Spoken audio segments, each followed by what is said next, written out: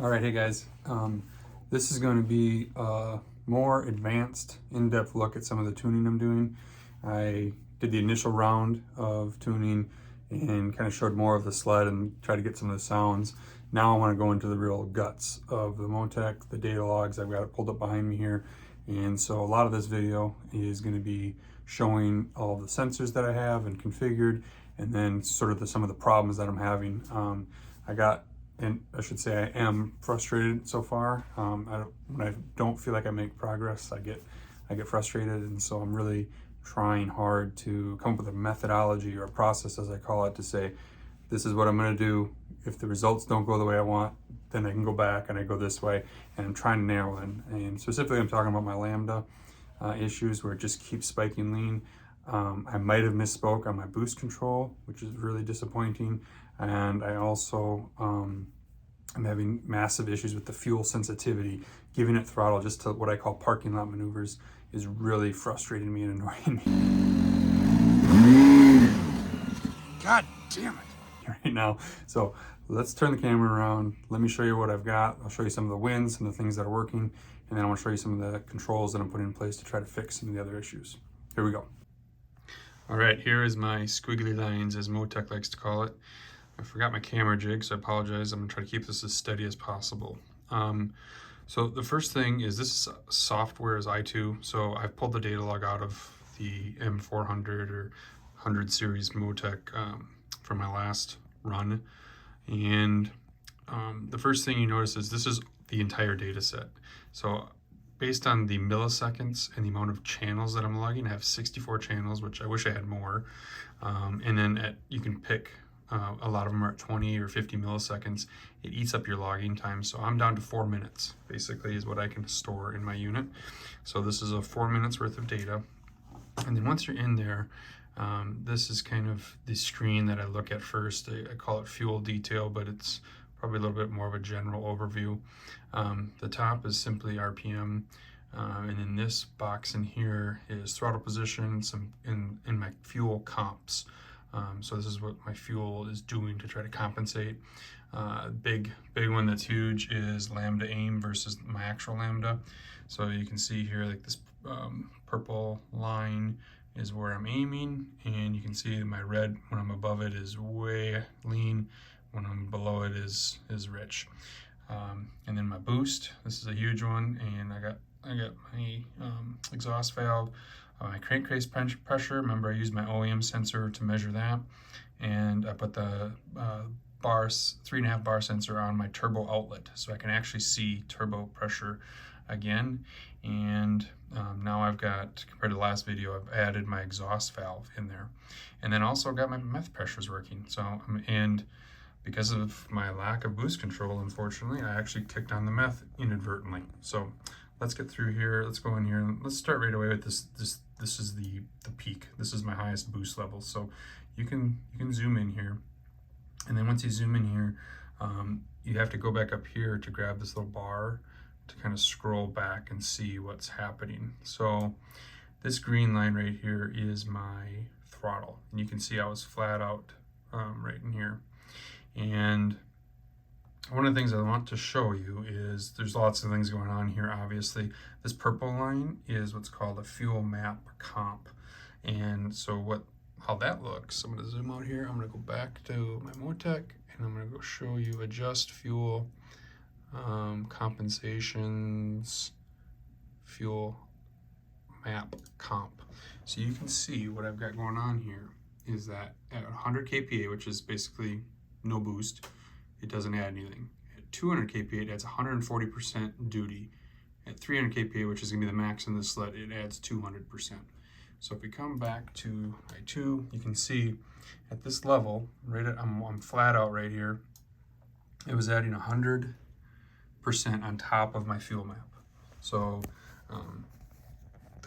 you could argue I should have the fuel map set, and this shouldn't add her, but I think it's meant to be that even, say you're going down a hill or something, in your map loses a little bit, you don't necessarily flood or run rich or whatever. So this is made to be variable with map pressures. So that's what you see there. But let's look on my lambda. you can see the sled is just about right here. This is my green line looking here, is when I start to kind of get on the gas until I hit, this is 100% wide open throttle. And you can kind of see, look, I'm just rich, I'm rich, I'm rich. And then it starts to get to where I want to be, and then it overshoots. I get some comps, and then it really starts bouncing around, and then it kind of goes mega lean right about there. If you look, I am at 1.1 when I want 0.85. So that means I'm almost 25% low on fuel. I noticed in these logs that when you let off the gas, you spike in lean and stuff in this spot. So I don't get too excited about seeing like 1.4 right there. I don't get too excited about that. I can always come back to when I was still on the throttle just before I lifted, and you know, we're at 1. So okay, so looking at my boost, you can see the blue line is my manifold pressure. That's compounded boost. The exhaust valve, if it's open or closed, the crankcase pressure, which is that OEM map sensor, and my turbo boost. So that's pre-supercharger. So you can see we're coming along here. We hit wide open throttle. I'm at wide open throttle right now, right at the tail end of it. And you can see I am at 225 PSI, or KPA, which is way over my target. That's probably close to 15 pounds of boost. And you can see what happened here. As soon as I hit my set level for my exhaust valve has a solenoid that's normally open. So when it's open, but it has a 6 PSI spring, so I have it set to come on about 6 PSI so that it shuts and it doesn't let any pressure get to it, so the valve stays closed. And then once, in fact, why don't I show you that? Up in here, let's go back. I'll show you it's on an expander out. It's on output 7, and here's my table. So you can see at 0 to 135, it does nothing. It just lets air blow into the diaphragm of it. At 135 to 170, it closes. So that's like what I want. That means it won't let the valve open because I'm using the 6 PSI spring that's built in and non-adjustable to kind of work for my advantage there. And then once it hits 180, it opens back up again to give me some flow. So that means my intention there was that I'm on the gas. I want it quiet when I'm just playing through the trails going slow, but I want, when I'm wide open, I want unabated flow. So that's what happened here. So it kicked on, which is working great. And it was nice. It's nice and quiet. The exhaust is really nice. And then when it opened, I have a video, and I might throw a clip in here where I go, oh yeah.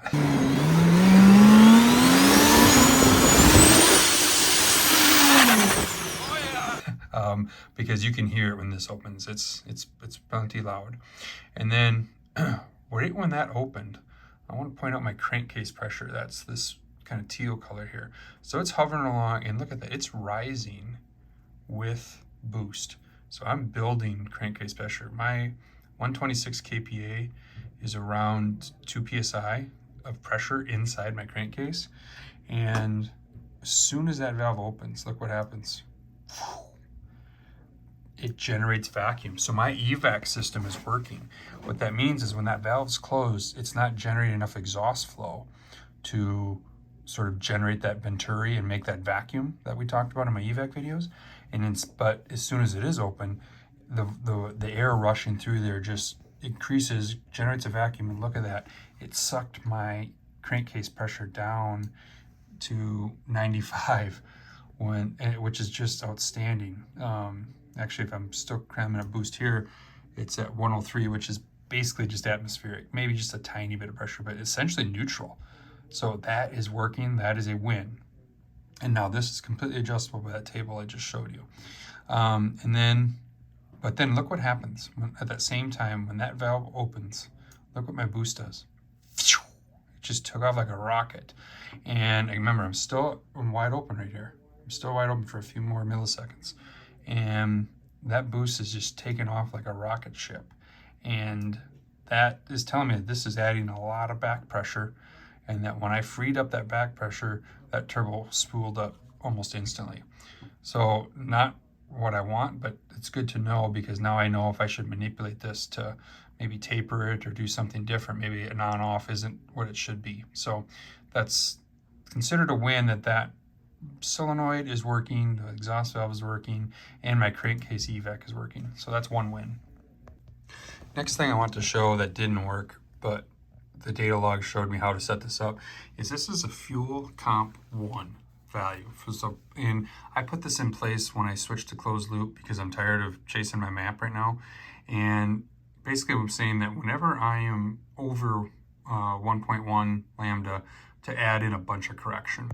The thing about the Motec software that you have to remember is it's interpolating between 0 and this value. So anytime I'm going over that, it's just going to add a little bit of fuel in between here. So as this is 10% more fuel, it's going to add between 1 or 0 and 25 and in even increments interpolation, you know, just interpreting between the two.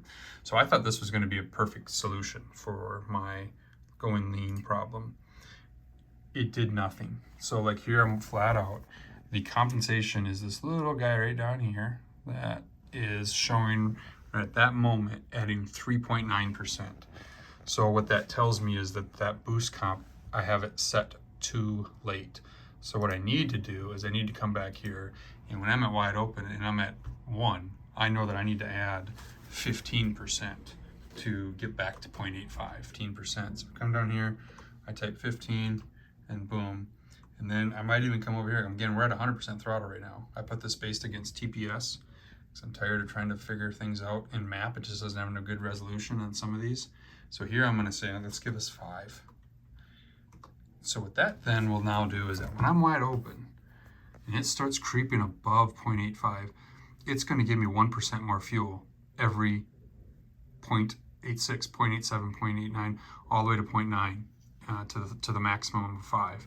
That should keep me safe. Same, and if it keeps going and it's not helping, it's going to throw in another 15%, another 25, another 35, trying to get my lambda back down. So that's my control for my wide open throttle lambda while I figure out my map. Again, to do the map properly, what I want to do is I'm going to run these, and then I'm going to watch that comp percent. And then I'm going to see, okay, I need to add that much fuel at this specific point. So I'm going to continue to dial in my map so that my comps are basically 0. That's the aim. Motec wants you to use the map, the main fuel map, and that I'm talking about is what everything is based on, because this is the most responsive. So they want you to use this map and get it as close to as you can, and then use compensations to accommodate your environment or exceptions. All right, last thing that's kind of working well, inadvertently, my methanol system kicked in. So the yellow line is the pressure from the pump, the pre-solenoid, the red line is after the solenoid, so it's actually going into the motor. And you can see here that as that map was holding steady, my meth wasn't spraying. Oops, I'm gonna show you why. In my Motec map, I have my pump set to come on based on a table where at 179, 180, and 181 it turns on. And so this is an on or off. So this is a switch. This isn't pulse width. So it's anything over 50, I would turn it on essentially.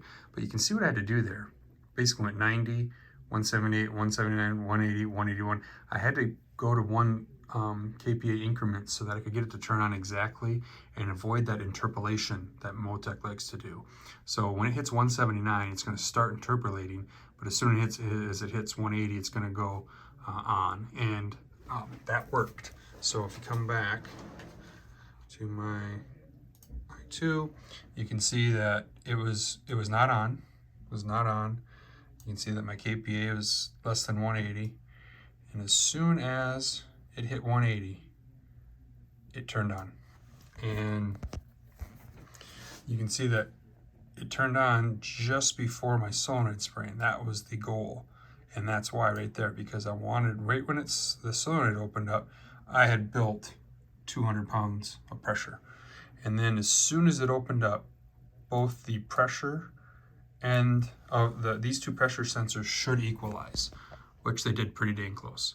So that's what I wanted to see. You can see it just ran for, this is 156.7 to 0.9, so 0.2 seconds is all it turned on for.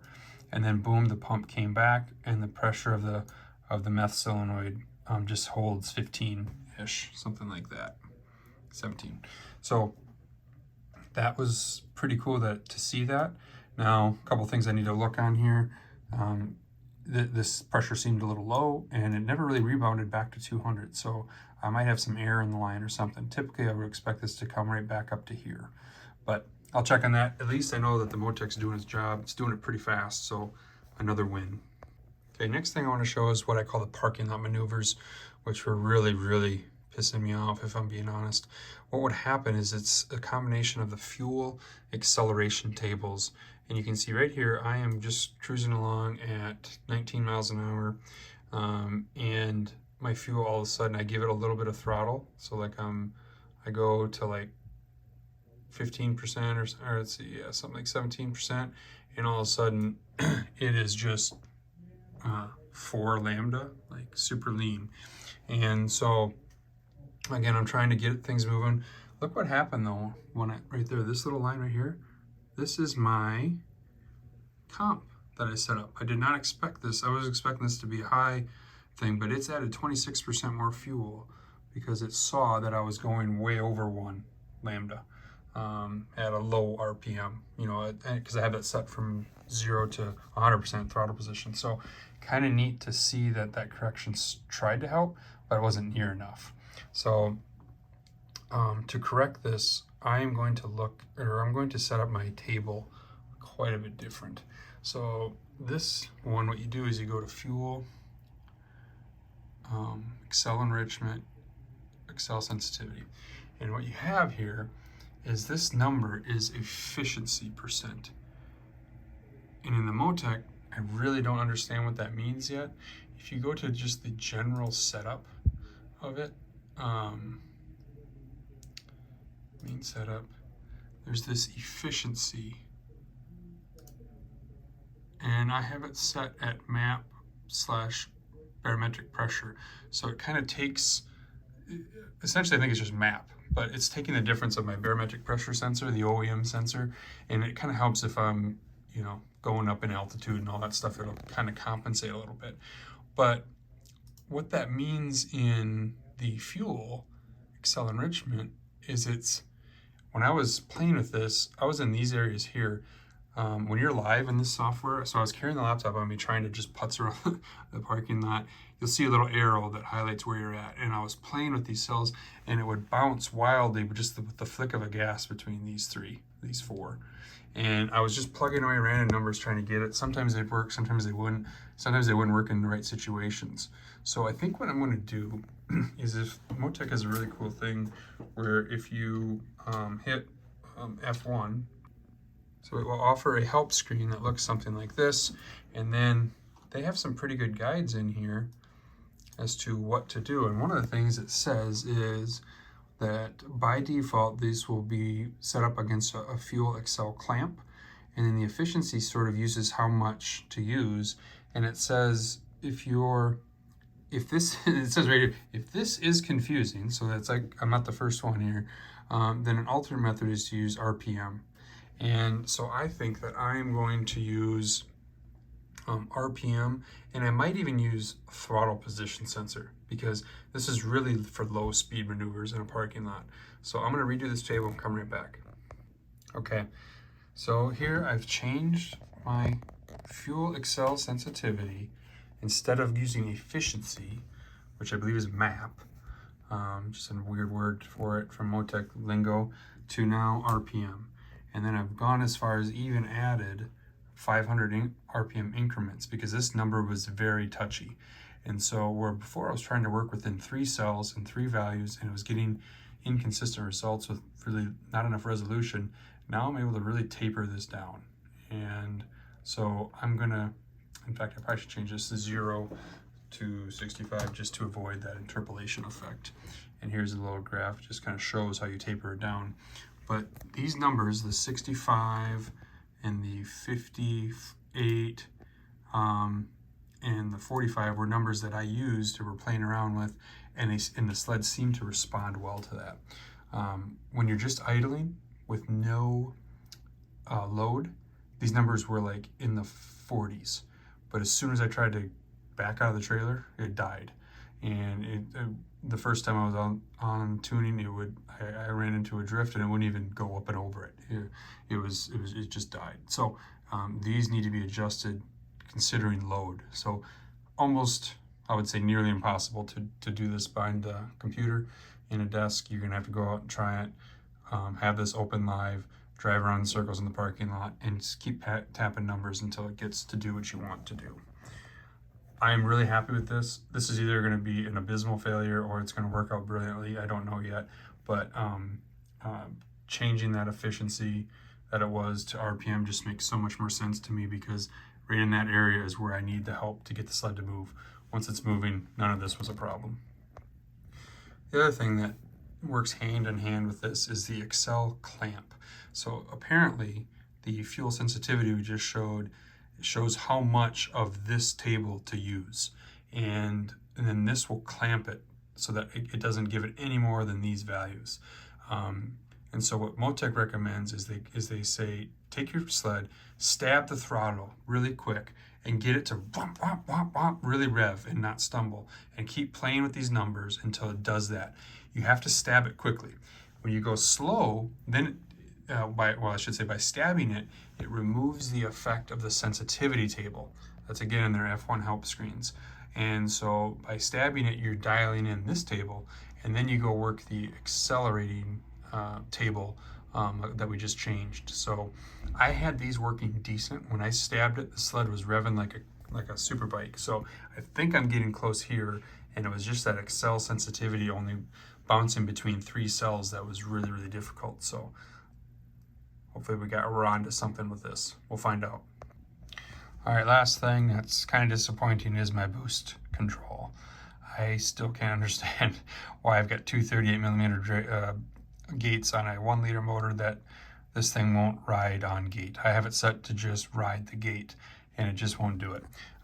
What I discovered on my first video when I thought I had boost control was the charge tube pod popped off from between the turbo and the supercharger, so I had no turbo boost.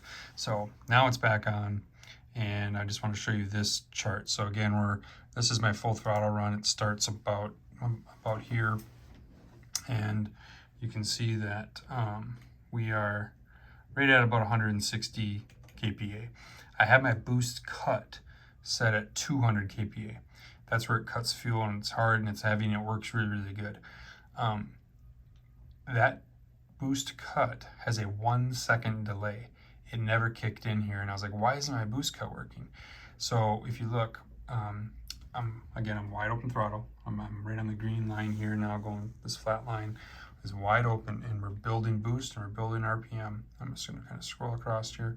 When we get to about this is 170 kPa. That's about right where I wanted to be for my exhaust valve. So if I type in, that's about 10 psi. I have this little conversion chart so I can get back to psi, since that's more helpful for me. So it hits 10 psi, the valve opens, and the thing takes off like a rocket ship. What's also notable here is my turbo only boost, the green line, pretty much matches my supercharged boost or compounded boost. So it's almost like at this point, those two lines, if I would have kept going, are going to cross over. And I'm not exactly sure. Again, we need to be at the end of my throttle. Everything happens wonky once you release the throttle quickly. So I want to get to right to the tip. The very last second we were wide open. Look at that. We're at 244 kPa. We're at 222 kPa of boost from the turbo.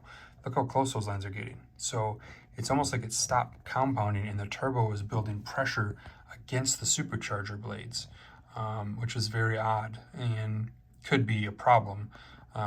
This whole system was an unknown, whether blowing a massive turbo into a stage 1 supercharger was a good idea.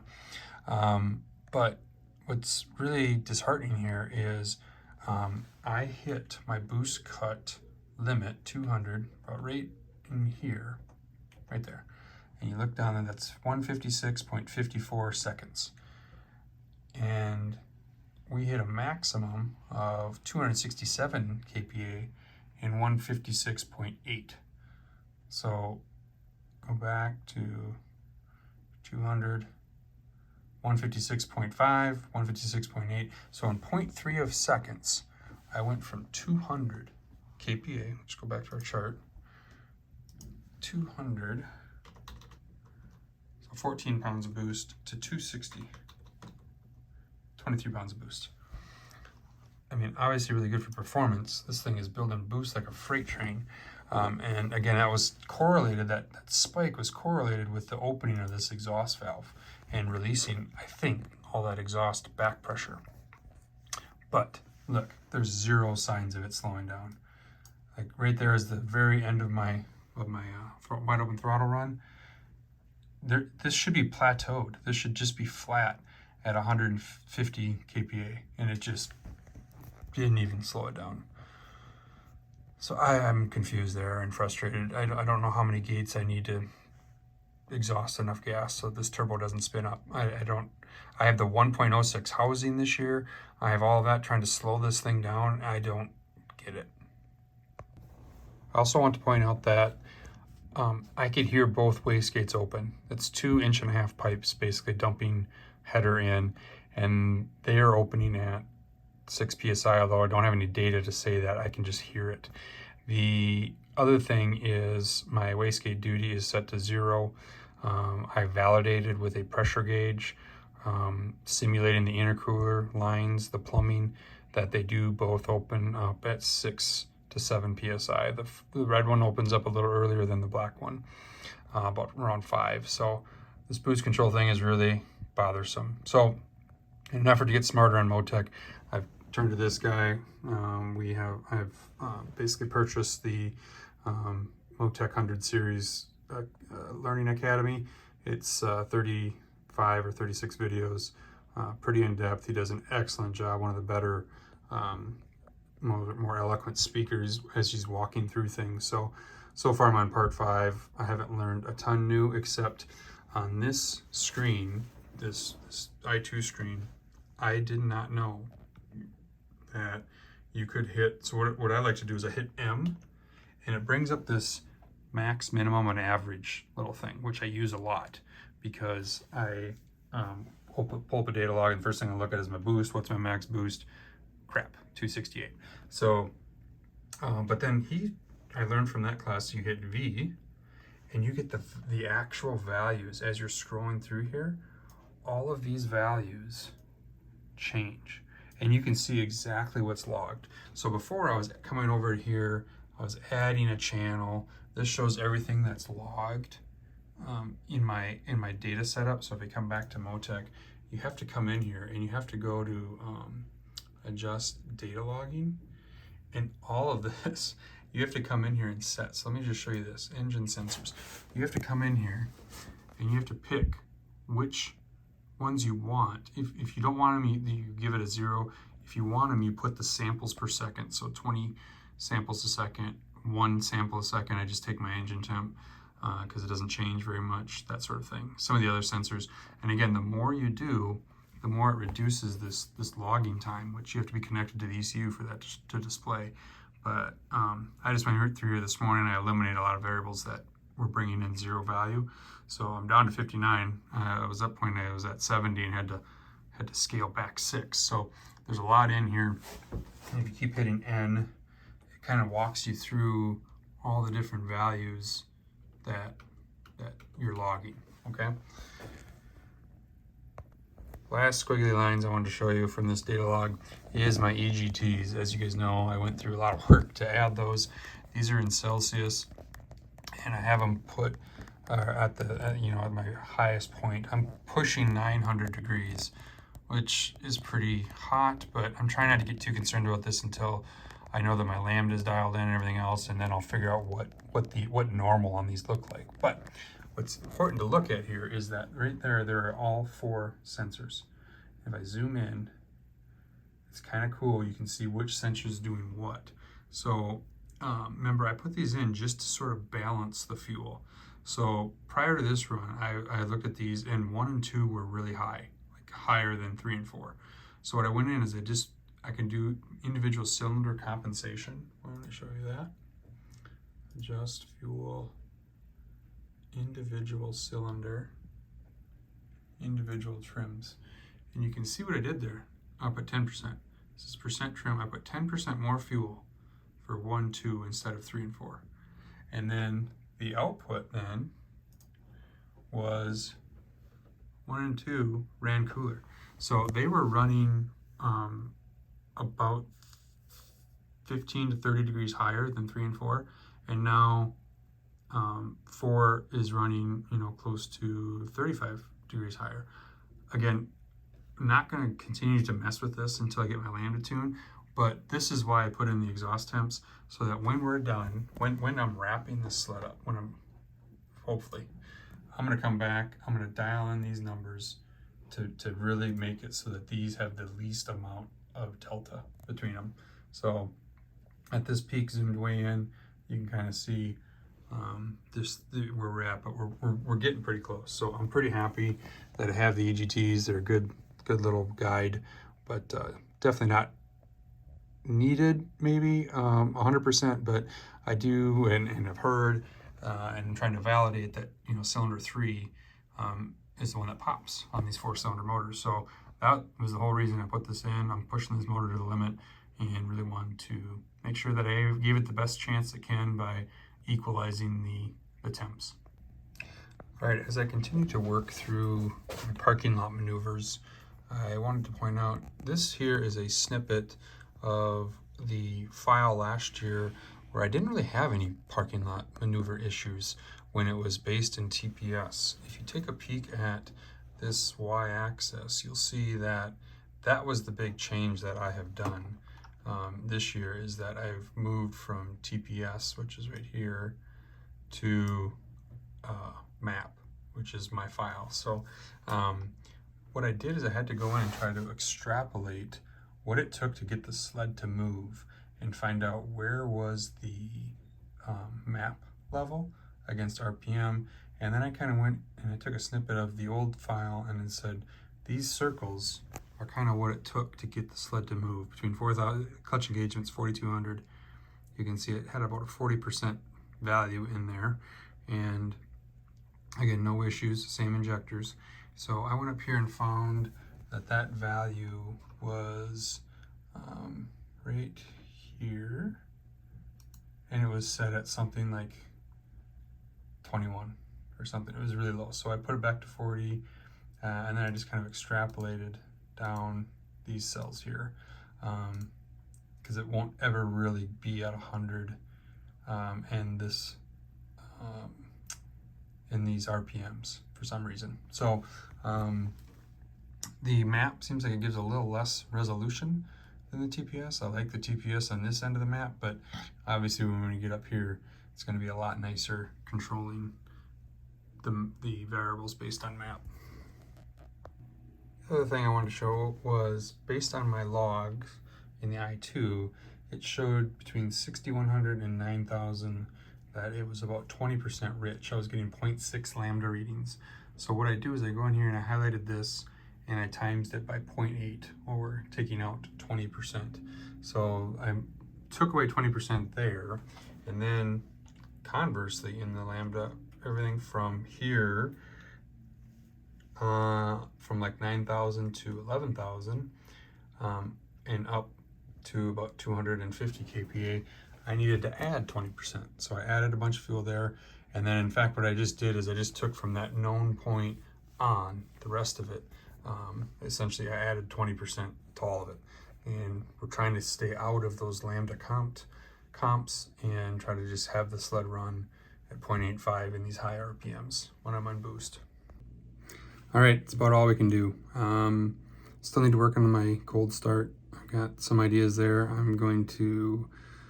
My process is gonna go super rich. I'm gonna put in huge values for the first 2 seconds and then back to the values that they are right now. Just try to give it a huge shot of fuel and see if that gets it to wake up a little bit sooner. The timing add was a huge failure. I could hear the starter just cranking, meaning the kind of as it was popping and banging, it had a lot more torque, and I could tell it was just going to burn off or break off the starter gear, just like I was warned when you go to up in the timing. So glad I knew that. Glad I didn't start with 20 degrees like I wanted to. I started with like 6 to 8, and I went back to, I think, 4 and 6. So we'll try this, keep plugging away. Next few days here, I'm going to do a cold start in the morning and just try to get that down. That's the part that's killing me the most. I think my lambdas are going to come in line. I think my fuel corrections to the table and the map are going to work well. So I'm excited to try that. Back for another one. Sorry for the long video. This was long and detailed. Some of you guys I know will love it. Others will wait for the next one. But I wanted to give a little bit of an update on how much work it is to tune it. As much as the work as the sled was to build it, and I knew this was coming, I knew it was going to be a lot of work to tune it. And so we're just getting started, really. So